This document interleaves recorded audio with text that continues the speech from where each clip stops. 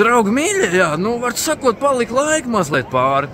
Nu, tā izdomāju, ka atšaus uz tad baigi ievērojamo vietu, jā, Milānā, galerijā, kas nosaukta pirmā Itālijas karaļa, kaut kāda tur Viktorio Emanueli, otrā vārdā, jā. Nu, un šī galerijā, nu, tas ir tirdzniecības centrs arī, un valda, jā, pasaulē tādi dominējošākie smaržu zīmoli.